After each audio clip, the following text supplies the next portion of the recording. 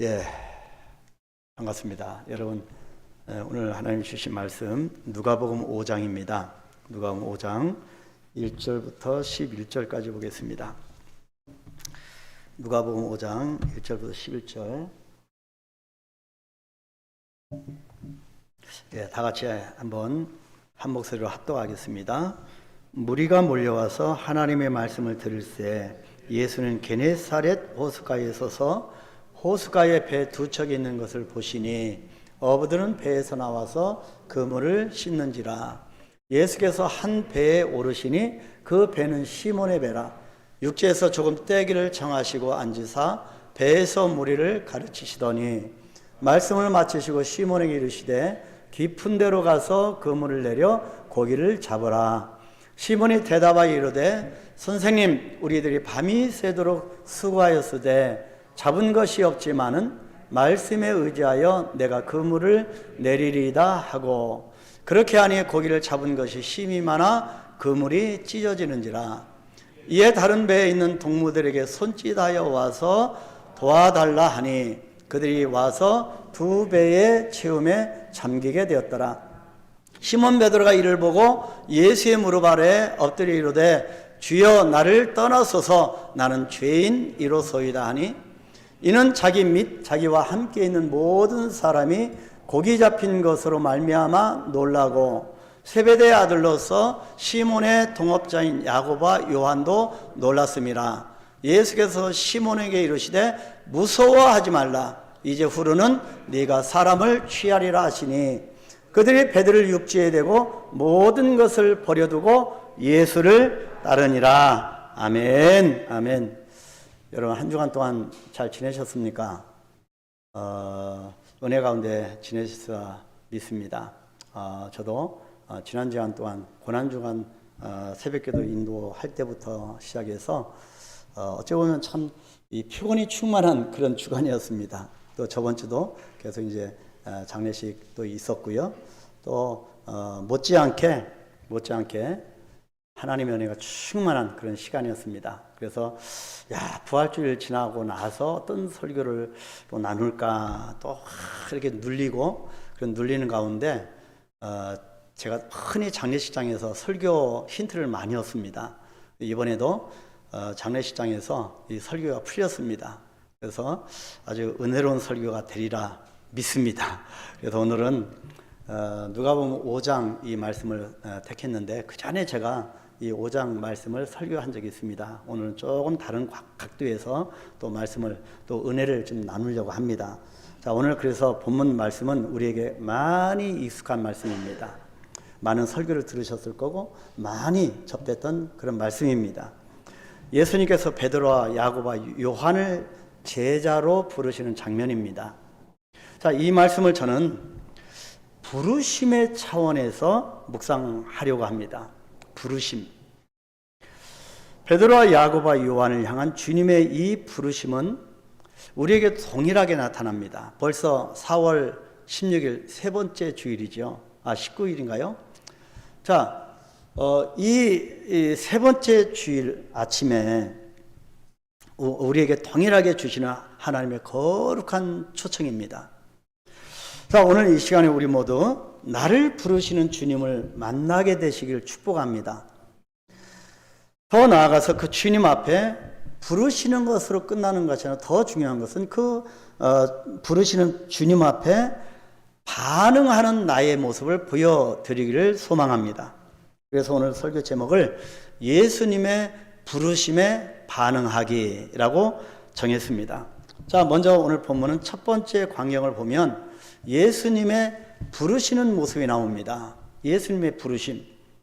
베드로와 야고보와 요한은 게네사렛 호숫가에서 물고기를 잡는 어부였습니다. 그들의 생업은 어부입니다.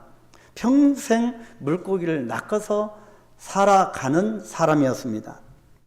게네사렛이라고 하는 명칭은 갈릴리에 대한 또 다른 이름입니다. 똑같은 지역입니다. 자, 구약시대 게네사렛이 마치 그 지역이 비파처럼 생긴 것 같습니다. 그래서 비파처럼 생겼다고 해서 히브리어로 비파라고 하는 단어인 겟네레라고 불려졌습니다. 겟네레. 자, 근데 이곳을 바벨론 포로 시대에 당시 그 시대의 음력을 따서 게네사렛이라고 했고, 이 게네사렛이 신약 시대에 넘어와서 갈릴리라고 부르게 되었습니다. 그래서 게네사렛이나 갈릴리나 그 뜻입니다. 자, 그런데 흥미로운 것은 여기서 성경을 쭉 읽다 보면 흥미로운 것은 마태, 마가, 요한 이 세 사람은 모두 이 호수를 갈릴리 바다라고 기록을 합니다. 그래서 마태복음, 마가복음, 요한복음에서는 이 세 명의 저자들이 이곳을 갈릴리 바다라고 기록을 했는데 유독 누가만 게네사렛 호수라고 했다고 하는 점입니다. 마태, 마가, 요한에게는 이 호수가 분명 바다처럼 보인 것 같습니다. 어마어마하게 큰 그런 지역이라고 여겨져서 그렇게 갈릴리 바다라고 기록을 했을 겁니다. 그리고 로마 제국 당시에 불려졌던 갈릴리라고 하는 이 뜻이 뭡니까? 고리라고 하는 뜻입니다. 그리고 둥글다는 뜻입니다. 아주 큰 지역, 둥글고 그런 고리처럼 그렇게 큰 지역과 같이 분명 이 자체라도 그 자체라도 대단하게 보였을 것입니다. 그래서 그렇게 갈릴리 바다 그렇게 기록을 했을 겁니다. 그래서 이 세 사람은 그야말로 이 갈릴리에서 이 한 목만 잡아도 평생 인생이 핀다고 생각을 했을 겁니다. 그래서 출발점이 쉽게 설명하면 마태, 마가, 요한은 이 똑같은 지역을 보고 큰 지역으로 그렇게 기록하고 출발합니다. 그런데 본문의 저자인 이 누가의 안목은 달랐던 것 같습니다.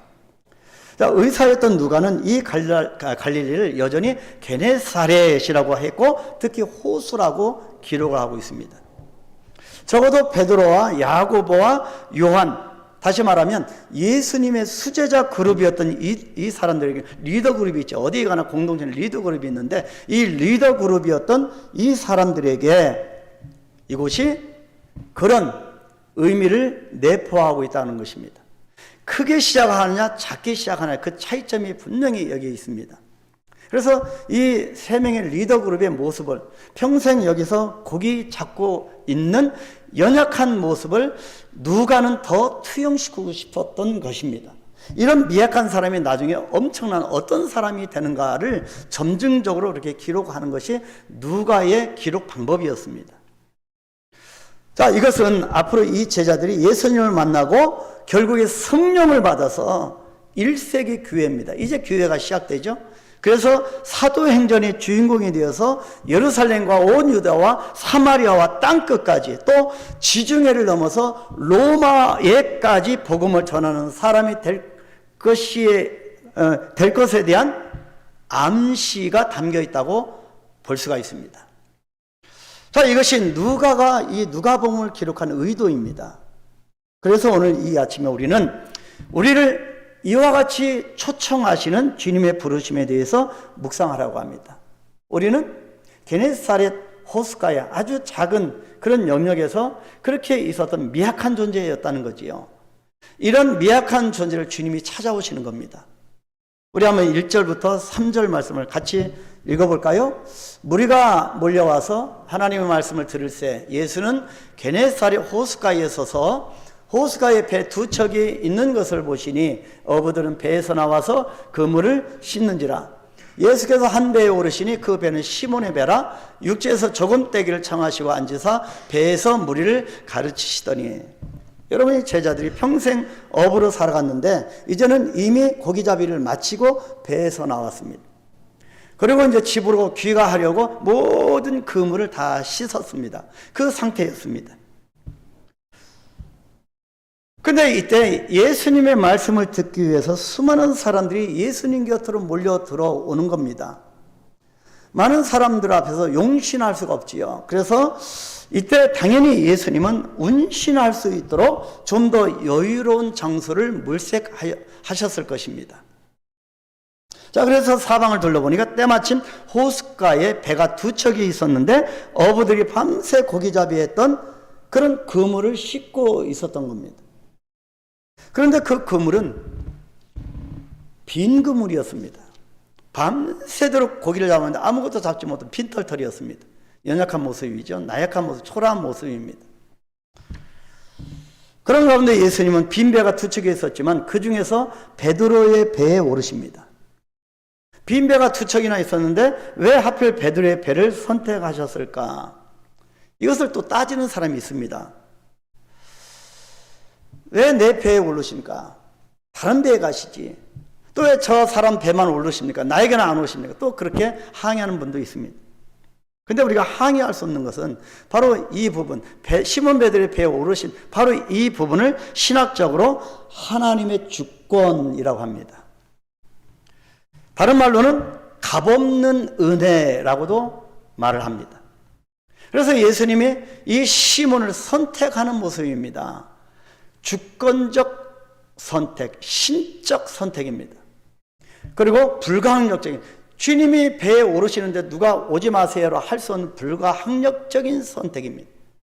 우리는 주님의 그런 하나님의 방문을 받았고 이미 우리는 그런 여러 사람들 가운데 나를 택하신 그런 선택적 소명을 받은 사람입니다. 우리가 원해서가 아니었습니다. 그래서 이 말을, 이 광경을 한마디로 주님 마음대로입니다. 자, 오늘 이 아침 여러분의 인생의 배에 주님께서 오르게 되시길 축복합니다. 우리가 빈 배입니다. 빈 그물입니다. 그럼에도 불구하고 여러분의 인생에 주님이 정말로 오르시게 되길 축복합니다. 내 삶의 배에 오르신 주님을 환영하십시오. 그리고 그분의 음성에 집중하십시오. 주님이 나를 어느 곳으로 이끌어 가시기를 원하시니 집중해야 합니다. 예수님께서 오셔서 나를 부르시는 것은 우연이나 그냥 일어난 그냥 해프닝이 아니기 때문입니다. 바로 부르심입니다. 주님의 이 부르심을 거절할 수 있는 인생은 아무도 없습니다. 우리는 끊임없이 신앙생활할 때도 스타일을 따집니다. 교회를 선택할 때도 뭐 분위기를 따지고, 자, 이왕 나에게 오실 거 이런 모습으로, 또 어떤 사람은 저런 모습으로, 이런 때에 저런 때, 뭐 이런 방법으로 저런 방법으로, 사람마다 그런 모습으로 내가 원할 때 나에게 오라고 그렇게 말을 하기도 합니다. 그렇게 기도하기도 합니다. 그런데요, 이 부르심과 오심은 오직 주님께 있는 것이지 나에게 있는 것이 아닙니다. 그래서 어쩐 때 우리가 기도했는데 기도 응답이 안 된 것이 더 훌륭한 기도 응답이 될 수가 있습니다. 기도 응답은 꼭 내가 원하는 대로 되는 것이 아니기 때문입니다. 나를 가장 잘 아시는 하나님께서 나에게 가장 맞는 방법과 때에 주시는 겁니다. 예수님께서 말씀만으로 또는 손을 내밀어서 병자들의 병을 고치시기도 하지만 때로는 어떻게 합니까? 앞을 보지 못하는 이 소경의 진흙을 이겨서 침을 뱉어서 이겨서 눈에 발려서 고치시기도 합니다. 이것이 주권적인 하나님의 방법입니다. 근데 사람은 뭐라고 합니까? 왜 하필 이런 지저분한 방법을 사용합니까? 이것을 지저분한 방법이라고, 그렇게 더럽다라고 생각을 합니다. 근데 여러분, 진짜 정말 아파 보십시오. 정말 가능이 없어 보십시오. 뭘로 고치셔도 아멘입니다. 어떤 것을 주셔도 감사입니다. 우리가 얼마나 감사가 메말라가는지 아시겠지요? 신앙생활도 이와 마찬가지입니다. 스타일을 따지지 마십시오. 형식을 따지지 마십시오. 주님이 은혜를 주시면, 은혜가 되면 그 은혜에 완전히 바짝 달라붙으십시오. 붙잡으십시오. 움켜주십시오. 나는 고상하게 은혜 받고 싶은데, 나는 통성기도가 안 맞는데, 나는 이것도 안 맞고 저것도 안 맞는데. 근데 여러분, 정말 배고픈 사람은 무엇이든지 주는 대로 먹습니다. 정말 배고프면 먹습니다. 여러분, 우리가 주님의 은혜가 아직도 필요하다, 간절함이 없는 것은 아직도 우리가 덜 배고프기 때문 아니겠습니까? 주님이 주실 때 받으시길 바랍니다. 주님의 부르심은 실수가 없으시고 주님의 부르시는 대상과 시기와 그리고 이 방법은 정확하신 겁니다.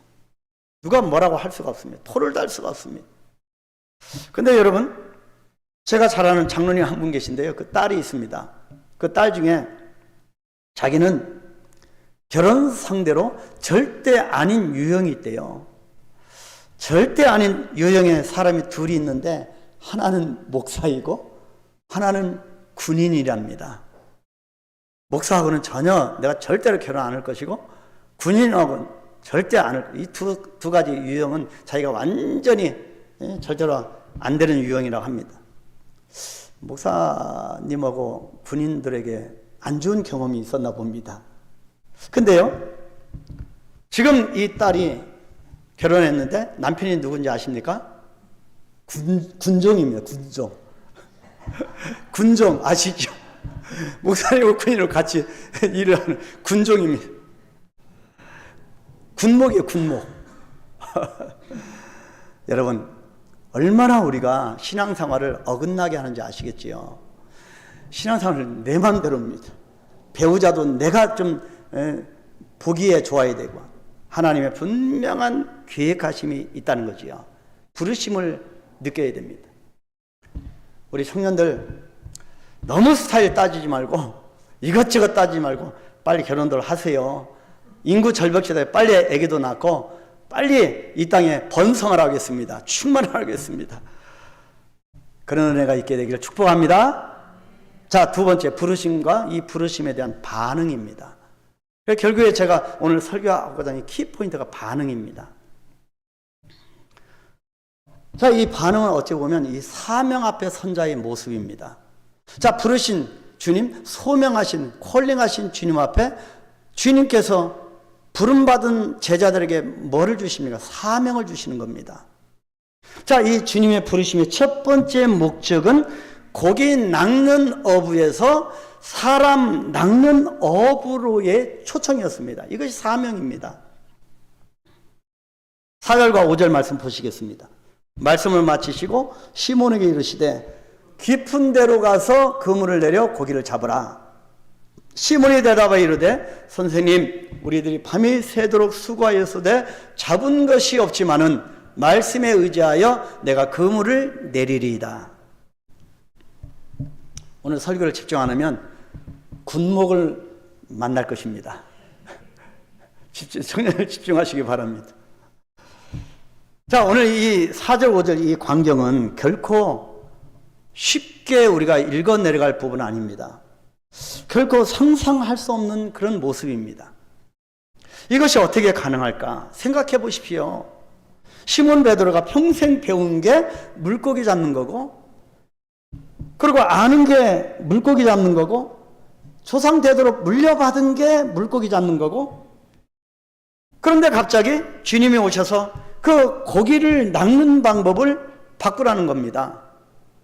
여러분 평생 살아오시는 여러분 60평생 70평생 살아온 이 고정관념, 이 습관을 어떻게 하루아침에 바꾸겠습니까? 누가 와서 바꾸라면 바꿔집니까? 고정관념 깨기가 얼마나 어려운데요. 그래서 사람이 쉽게 바뀌기가 어렵습니다. 근데 예수님 오셔서 고기 낚는 방법을 바꾸라고 하니 이 바꾸는 것은 그렇게 받아들이기가 정말 쉽지 않은 어려운 제안입니다. 아무리 누가 먼저 맛본 사람이 조언을 줘도 안 받아들여집니다. 그러니 베드로가 얼마나 이 제안을 받아들이기에 쉽지 않았겠습니까? 그래서 우리가 쉽게 넘어갈 부분은 아닙니다. 완전히 내 자신이 끼어지지 않으면 다음 단계로 넘어갈 수 없는 것이 오늘 이 본문입니다. 베드로의 입장에서는 주님의 이 조언에 선뜻 반응하기가 어려웠을 것입니다. 왜냐고요? 예수님 목수였습니다. 자기는 평생 어부였기 때문입니다. 여러분 한자성어에 연목구어라고 하는 말 아시죠? 연목구어입니다. 나무에서 물고기를 구한다는 말인데요. 나무에서 아무리 빌고 빌어도 물고기 나옵니까? 나무에서? 도저히 불가능한 일을 시도한다는 뜻이 연목구어입니다. 자, 앞에 밭에 상추를 심었는데 아이 상추 말고 오늘은 내가 아이 맛있는 참외를 먹고 싶네. 야 상추야 참외 열매를 나에게 다오 하면 참외가 주어집니까? 이것이 엿먹고 불가능한 일입니다. 적어도 고기 잡는 일이라면 베드로가 예수님과 비교가 안 될 정도로 전문 지식과 숙달된 경험을 가진 사람입니다. 근데 여기서 우리가 자꾸 인생에 미스를 하는 것이 자꾸 우리는 배운 지식과 숙달된 그 경험으로 신앙생활을 하려고 하는 거지요. 여기서 충돌이 일어납니다. 그래서 베드로는 5절 전반부에 보니 뭐라고 합니까? 그런 의식 속에 살아온 베드로가 지금 선생님 우리가 밤새도록 애를 썼으나 아무것도 잡지 못했습니다. 그렇게 썩 내키지 않는 변명을 하고 있는 거 아니겠습니까? 해봤습니다. 안 됩니다. 숙련된 어부로서 최선을 다했지만 실패했다는 말입니다. 밤새도록 그물을 던졌지만 한 마리도 못 잡았다는 겁니다. 우리도 그렇게 얘기하죠. 해봤는데 안 돼. 이미 내가 밤새도록 내가 배운 기술로 내가 연마한 경험치로 해봤는데 안 돼. 그래서 나는 이제 관두려고 그물까지 다 씻어버렸어. 다 이제 집에 가려고 다 준비를 하고 다 마쳤는데 예수님이 깊은 데로 가서 그물을 던지라고 하는 겁니다. 완전히 믿기 어려운 방법을 안 해본 것도 아닌데 제시하는 예수님의 이 방법이 귀에 들어오겠습니까? 대부분 우리는 신앙생활 할 때 안 들어옵니다. 누가 조언을 해줘도 정말 일생일대 중요한 기회인데도 불구하고 안 들어옵니다. 왜 그럴까요? 반응이 없기 때문입니다. 그런데 여기서 중요한 부분, 훗날 베드로가 자신의 인생을 돌아볼 때 쭉 옛날을 반추해 볼 때 정말 가장 잘한 딱 한 가지가 있는데요. 여기에는 뭘까요?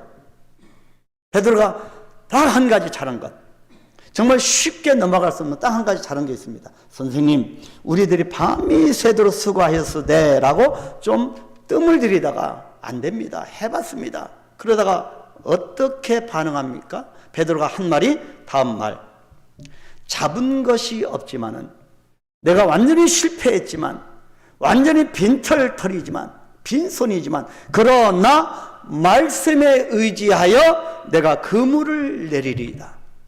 중요한 부분입니다. 바로 이 한마디의 결단이 베드로의 인생을 완전히 뒤바꾸어 놓은 겁니다. 게네사렛 호수가에 그냥 거기서 살다가 평생 그냥 살다가 먹다가 그냥 죽을 인생인데 베드로의 인생이 완전히 송두리 바뀌어진 것이 바로 이 지점입니다. 고기를 낚는 인생에서 사람을 낚는 인생으로 대전환을 이루게 된 겁니다. 주님의 초청, 주님의 부르심에, 주님의 말씀에 반응하는 것이 이렇게 중요합니다. 주님은 수없이 우리를 부르십니다. 그래서 이 장면에서 우리는 깨닫습니다. 다 같이 한번 따라해 보시겠어요? 인생은 반응이다. 인생은 반응이다. 우리 모든 신앙생활도 마찬가지입니다. 하나님 앞에서 선 인격자로서의 삶을 사는 나는 주님 앞에 반응입니다. 어떻게 반응하느냐에 따라 승패가 달려 있습니다. 주님은 끊임없이 우리를 부르십니다. 거기까지 문제가 없으면 다만 문제는 내가 주님의 부르심 앞에 반응을 않는다는 것입니다. 사실 반응은 그렇게 어려운 게 아닙니다. 그런데 이 어려운 게 아닌데도 그렇게 어려워합니다. 건강하면 반응하게 되어 있습니다. 여러분 누가 꼬집으면 아프죠? 움찔합니다. 안 꼬집어도 손을 탁 눈가에 가까이만 대도 움찔합니다. 살아있기 때문입니다. 제가 수없이 장례식을 많이 가고 장례 예배를 집례하면서 깨닫는 게 참 많습니다. 그래서 이번에도 쭉 보니까 입관을 하고 또 화장터에 가면 많은 사람들이 그 시신들이 다 화루에 들어가는데 반응하는 사람이 있습니까? 안 합니다. 호흡이 멈췄기 때문입니다. 호흡이 멈춘 걸 우리는 임종이라고 하잖아요. 임종한 사람은 반응이 없습니다. 절대 반응 못합니다. 근데요, 반응한다고 하는 것은 살아있다고 하는 증거입니다.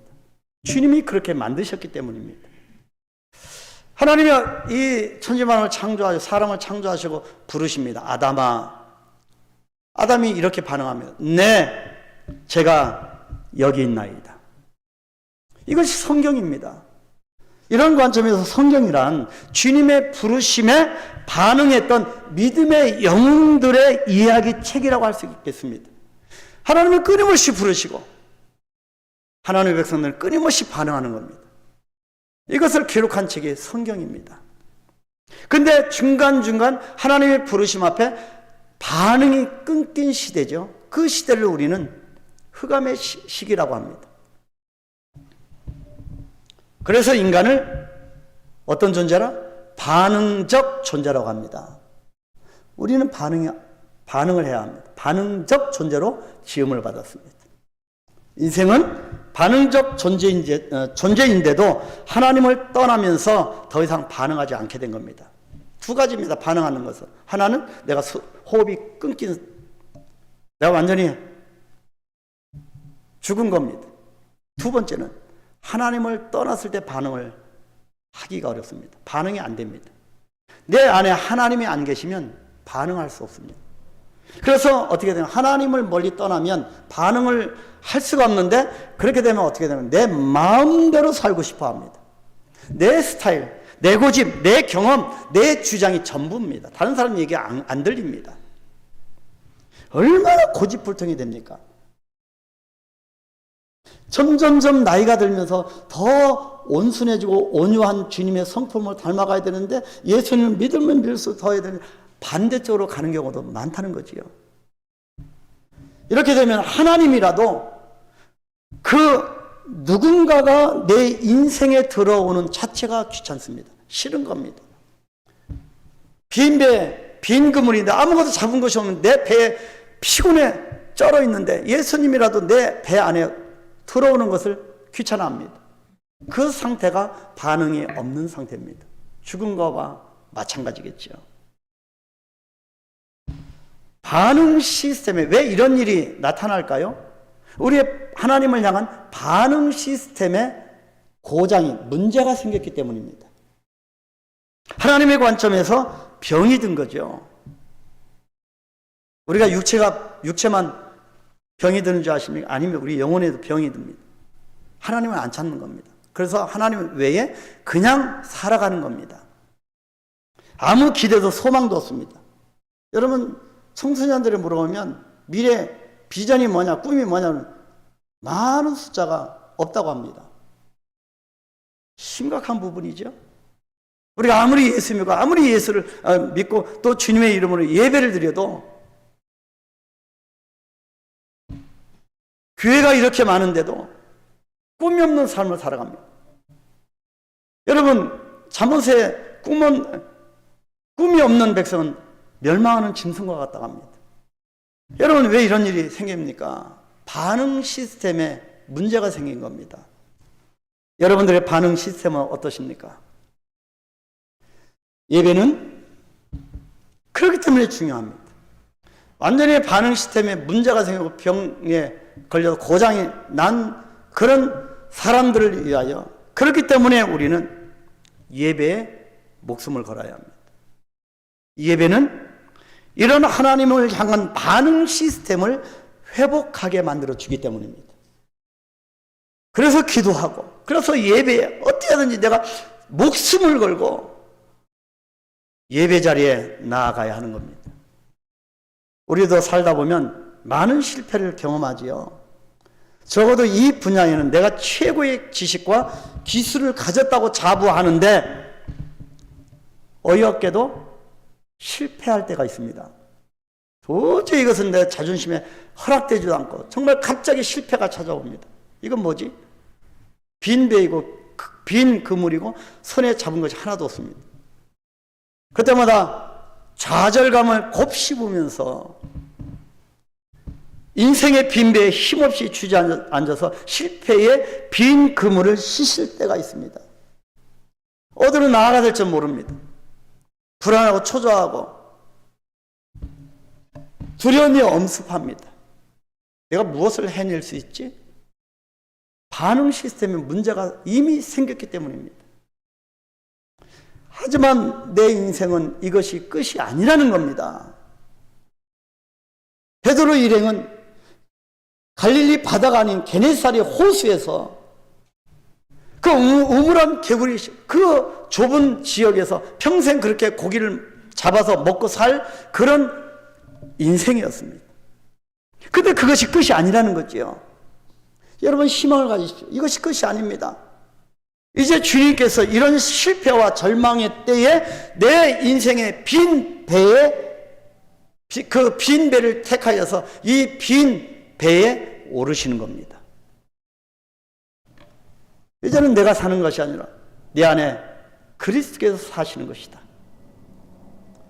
말도 안 되는 말씀을 하시면서 참혹한 내 빈 배에 오르시는 주님께 반응해 봐야 합니다. 깊은 데로 가서 그물을 던지라. 해봤는데 안 되는데 왜 주님은 다시 이제는 다 그물까지 싣고 가려고는 그만두려고 하는데 왜 주님의 빈배에 오르셔서 말씀하셔 새로운 방법을 제안하실까?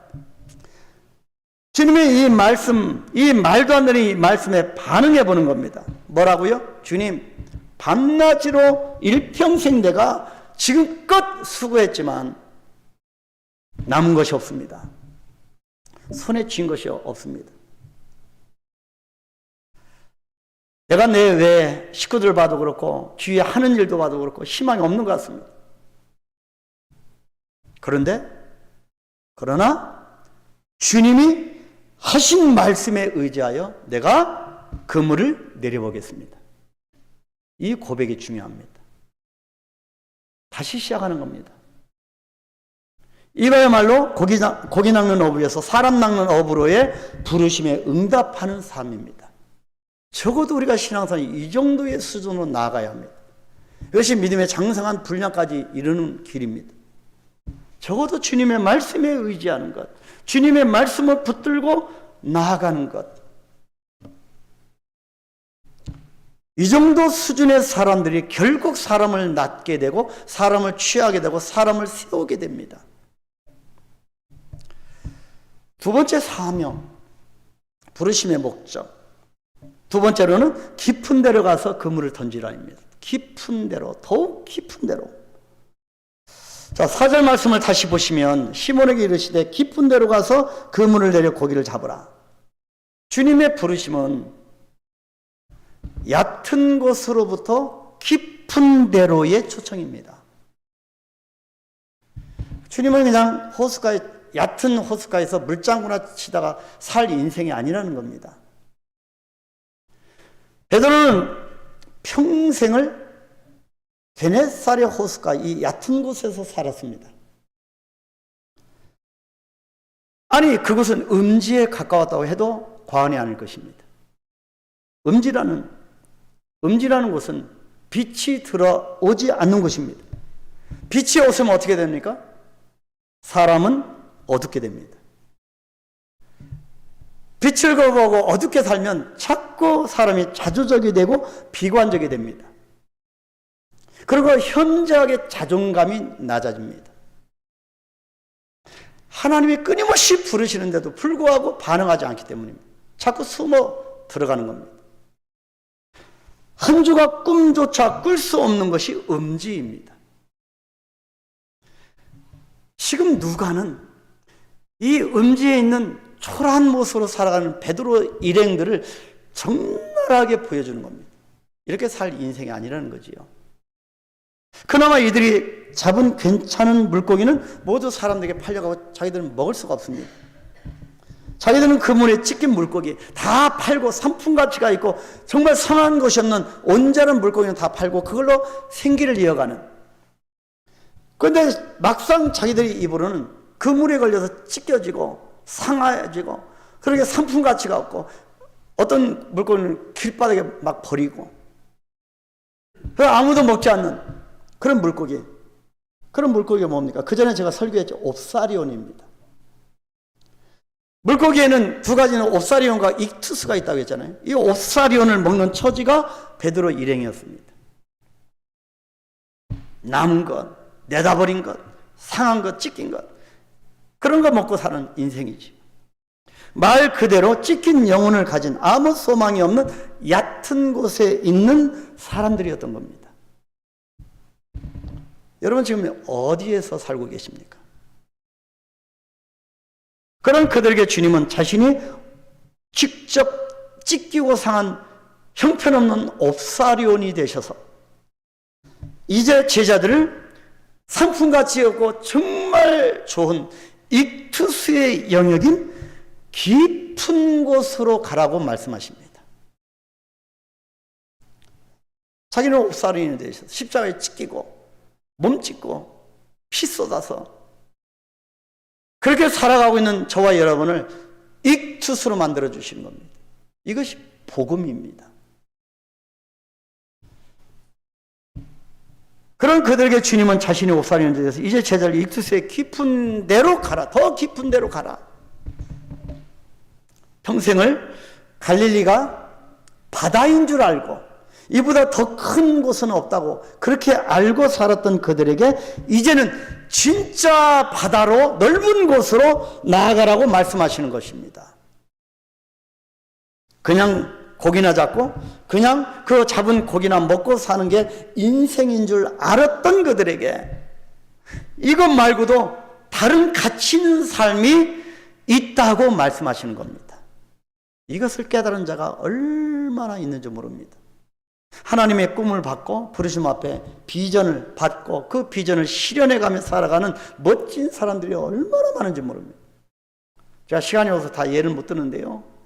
여러분 몽골 같은 그런 나라에 정말 못 사는 나라에도 먹을 게 없는 나라인데도 평생 옷장사를 하다 조그만 가게 하나 있는데 그렇게 또 하나님의 비전을 실현하면서 나아가니 이 게네사렛 호수를 벗어나서 하나님이 말씀하시는 것을 자꾸 나아가니 한 개의 매장이 5개가 되고 10개 되고 지금은 170여 개의 나라에 거의 4, 5천 매장이 있다고 합니다. 여러분 이 전 재산을 털어서 또 학교를 짓고 다음 세대를 양육하고 제자들을 양육하고 그렇게 각 나라에 한 훌륭한 사회 일원으로 지금 키워나가고 있습니다. 신앙의 세계도 마찬가지입니다. 사실 이 게네사렛 호수가의 제자들 데리고는 주님의 비전을 성취할 수가 없는 겁니다. 이 좁은 우물한 개구리 있는 이 사람들로서는 이 막대한 하나님의 비전을 이룰 수가 없는 겁니다. 제자들은 구약에서 의미하는 이 게네사렛이라고 하는 이 호수의 아주 작음에서 나와야 했던 겁니다. 더욱 깊고 넓은 곳인 지중해로 더 큰 유럽으로 아니 로마까지도 가고 이방인들에게까지도 나아가야 했던 겁니다. 바로 그것이 예수님의 깊은 데로 가라는 말씀입니다. 드디어 이 사복음서가 마무리되고 사도행전이 시작되지 않습니까? 사도행전 1장 8절에 뭐라고 합니까? 오직 성령이 너에게 임하시면 너희가 권능을 받고 예루살렘과 온 유대와 사마리아와 땅끝까지 이르는 데 증인이 되리라. 복음서의 목적은 교회 세우는 겁니다. 사복음서를 통하여서 그래서 교회가 태동되는 겁니다. 성령의 역사가 임하는 겁니다. 바로 증인이 되는 것, 이것을 이루기 위함이었습니다. 여기서 나오는 오직 성령이 너희에게 임하시면 너희가 권능을 받고, 권능이 뭡니까? 듀나미스입니다. 듀나미스. 이 듀나미스라고 하는 이 말은 다이너마이트가 여기서 나왔습니다. 권능. 우리는 이미 성령의 세례를 받은 사람이더니 권능 가운데 살아가는 사람입니다. 나약한 사람이 아닙니다. 다이너마이트를 들고 있는 사람입니다. 이 권능이 드디어 나를 깨뜨리고 내 생각을 깨부수고 율법을 깨고 형식을 깨고 더욱 깊은 데로 나아가게 만드는 것입니다. 이 좁은 얇음을 탈출해서 더 깊은 데로 나아가게 만드는 것, 오직 성령이 너에게 임하시면 권능을 받고 이 권능이 그렇게 하는 겁니다. 여러분, 얼마 전에 퍼뜩 생각이 하나님이 퍼뜩 저에게 생각을 주신 게 있습니다. 나를 깨뜨리면 깨뜨릴수록, 나를 비우면 비울수록, 온전히 나를 비울수록 주님이 하시는 일이 더 잘 보인다. 기도하는데 퍼뜩 하나님이 이런 생각을 저에게 주셨습니다. 나를 깨뜨리는 데 승리하는 자가 주님의 승리를 맛볼 수가 있습니다. 나를 비워야 합니다. 우리는 전도할 때는 잘 합니다. 이제 우리의 주인이 바뀌었습니다. 나는 내 주인의 인생의 주인이 아니고 예수님이십니다. 그렇게 전도하면서 실상 전도하는 자가 그렇게 살지 못합니다. 주님이 나를 통치하는 주님이신데도, 그분께 모든 삶을 드려야 되는데도, 그분의 영역소에 내가 완전히 나아가야 되는 걸 안 그렇습니다. 주님의 통치를 거부하는 것처럼 내가 나를 통치합니다. 근데요, 나를 깨뜨려서 나를 비울수록 주님이 더 잘 보인다는 겁니다. 교회 사역을 통해 하나님이 하시고자 하는 그 섭리가 잘 보인다는 겁니다. 주님의 뜻이, 주님의 부르심의 역사가 잘 안 보인다, 잘 안 들린다고 하면 내가 내 안에 너무 많기 때문입니다. 생각을 해도요, 깊게 해야 되고, 묵상을 해도 더 깊게 해야 되고, 다른 사람, 타인과의 관계에서도 그 사람을 깊게 이해를 해야 되고, 그리고 깊게 공감하고, 주님을 사랑해도요, 깊게, 얕게 사랑하는, 깊게 사랑해야 하는 것입니다. 사실 대부분의 문제는 어디에서 발생됩니까? 다른 사람의 잘못 때문입니까? 대부분의 문제는 우리가 너무 옅은 곳에 머물러 있기 때문입니다. 너무 가벼운 겁니다. 너무 가벼운 곳에 머물러 있기 때문에 생깁니다. 늘 자기 수준에서 생각하고 자기 수준에서 이해해서 문제가 야기되는 것이지요. 자꾸 자기 관점에서는, 들은 관점에서는 파악하고 결정해버립니다. 바로 여기에 경종을 울리는 말씀이 하나 있습니다. 마가복음 6장에서는요, 예수님의 능력이 무한대로 작용을 해야 되는데 예수님의 능력이 제한된 유일한 장면이 나옵니다. 주님의 고향 나사렛에 대한 이야기입니다. 이 나사렛 이 동네는 삼면이 산으로 둘러싸인 그런 마을입니다. 아주 답답하고 소통이 잘 안 되는 마을인데요, 어느 날 이 마을 사람들에게 기회가 생겼습니다. 그래서 나사렛 예수하면 아주 치욕의 어떤 조롱하는 그런 대명사가 됐습니다. 자, 이 마을 사람들에게 어느 날 기회가 생긴 거죠. 예수님이 방문하신다는 겁니다. 그런데 안타깝게도 이 사람들은 예수님을 자기들의 관점, 자기들의 수준에서만 바라보는 우를 범하고 말았습니다. 안타깝죠? 그것이 마가복음 6장 3절입니다. 얼마나 이 사람의 수준이 얼마나 작은지 한번 보겠습니다. 이 사람이 마리아의 아들 목수가 아니냐, 야고보와 요셉과 유다와 시몬의 형제가 아니냐 조롱하는 겁니다. 그 너희들이 우리와 함께 여기 있지 아니하냐 하고 예수를 어떻게 했다고요? 배척한지라. 우리가 얼마나 예수님을 배척합니까? 예수님을 깔본 겁니다.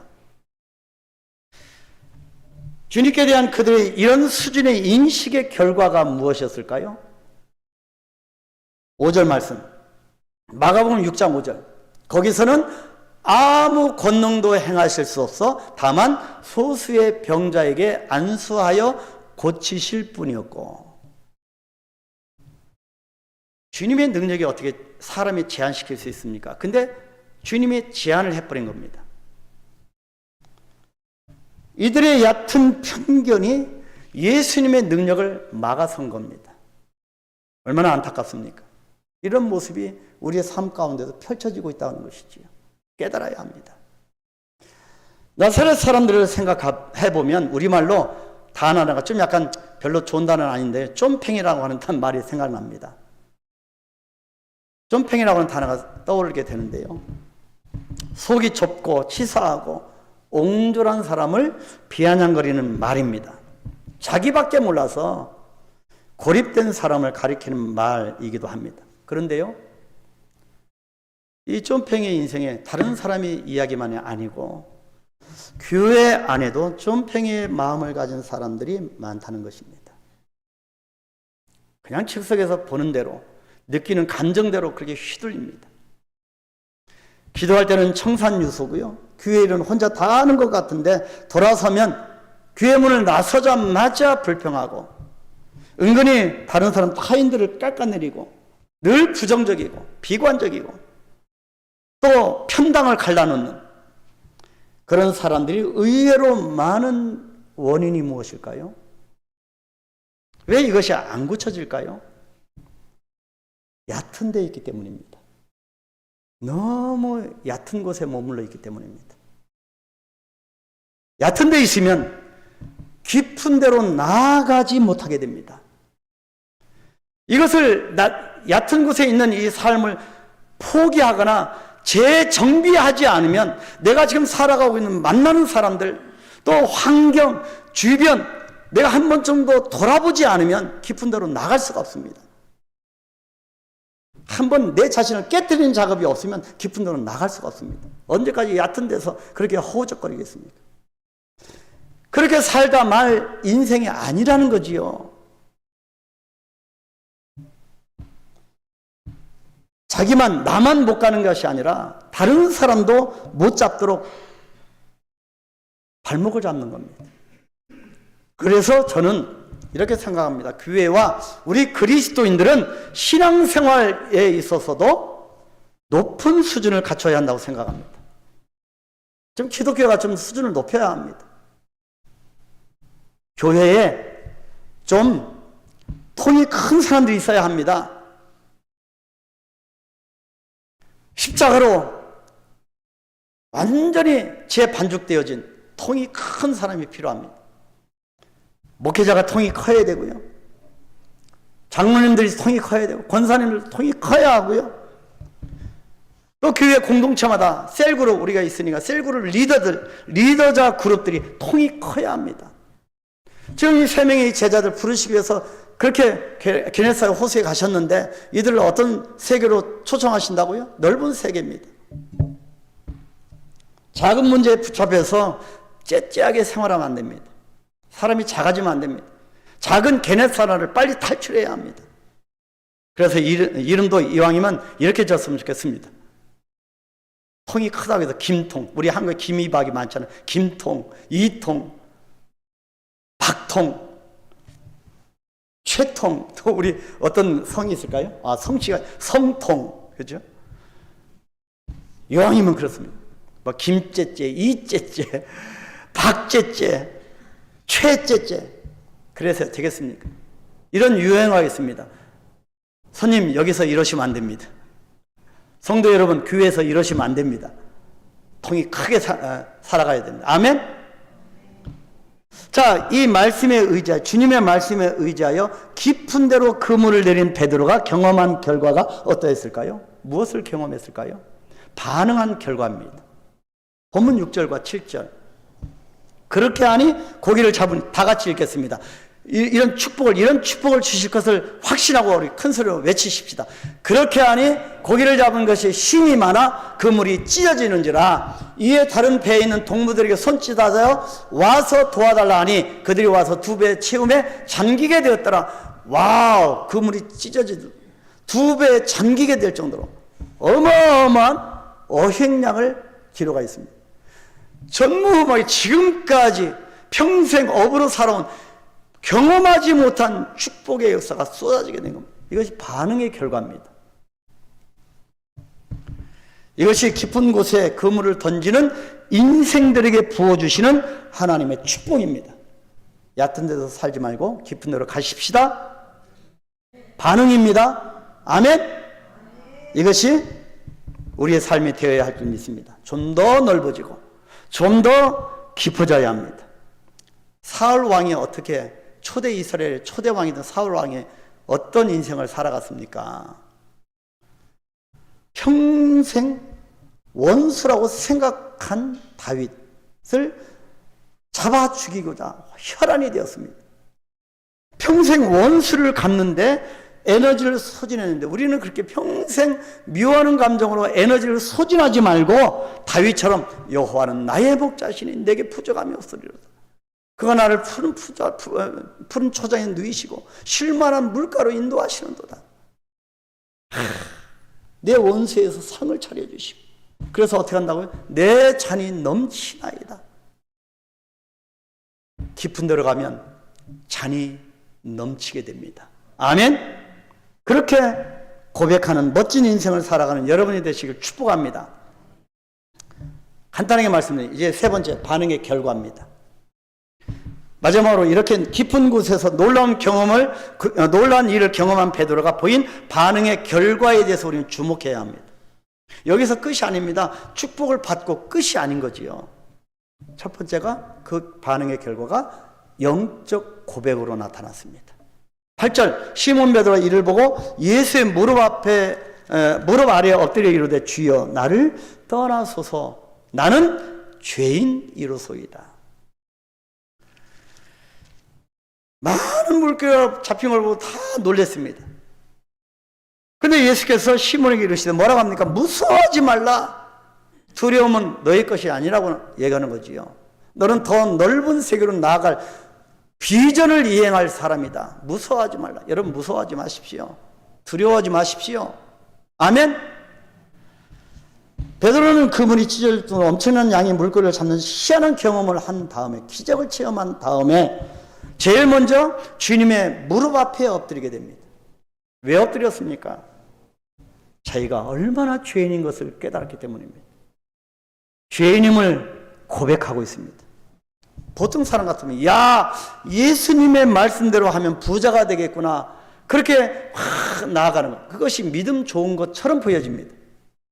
근데요, 이런 생각을 한 것이 아니라 베드로는 놀랍게도 자신이 형편없이 초라한 죄인임을 깨닫게 된 겁니다. 이것이 바로 체험입니다. 베드로는 자기 힘으로 못하던 것을 주님의 능력으로 했을 때 주님께서 자신과는 전혀 다른 분이라고 하는 사실을 깨닫는 체험을 하게 된 겁니다. 그래서 즉시 영적 고백을 합니다. 나는 죄인입니다. 죄인임을 깨닫는 시간부터 하나님의 은혜가 시작됩니다. 아멘. 죄인임을 깨닫고 고백하는 사람이 결국에 하나님을 만나게 됨을 보여주는 장면입니다. 두 번째, 반응의 결과는 결단입니다. 결단. 대부분 우리는 주님의 부르심, 소명 다 받고 그 소명 앞에 우리가 사명을 갖습니다. 자, 거기까지는 사명의식이 조금 더 나은 분은, 몇 발자국 나아간 성도는 사명의식이 있습니다. 근데 여기서 대부분 끝납니다. 우리가 더 끝까지 가야 될 부분, 결단입니다.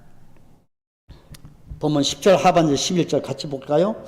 예수께서 시몬에게 이르시되 무서워하지 말라. 이제 후로는 내가 사람을 취하리라 하시니 그들이 베드로를 육지에 대고 모든 것을 버려두고 예수를 따르니라. 결단입니다. 예수님의 부르심에 대한 반응은 항상 결단으로 나타납니다.